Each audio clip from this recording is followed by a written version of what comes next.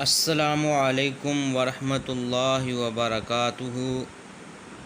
میرے معزز سامعین، امید ہے کہ آپ سب حضرات خیر و عافیت سے ہوں گے۔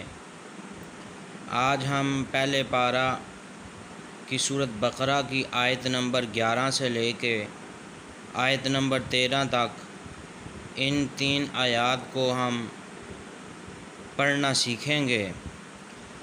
اعوذ باللہ من الشیطان الرجیم،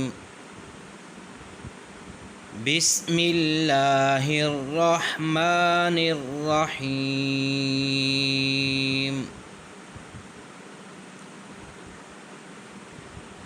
وَإِذَا قِيلَ لَهُمْ لَا تُفْسِدُوا فِي الْأَرْضِ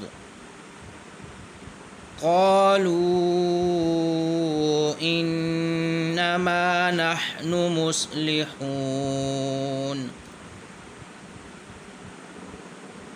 الا انهم هم المفسدون ولكن لا يشعرون۔ وَإِذَا قِيلَ لَهُمْ آمِنُوا كَمَا آمَنَ النَّاسُ قَالُوا أَنُؤْمِنُ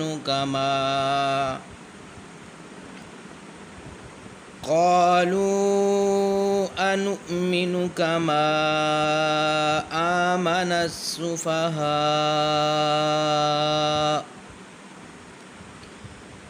أَلَا إِنَّهُمْ هُمُ السُّفَهَاءُ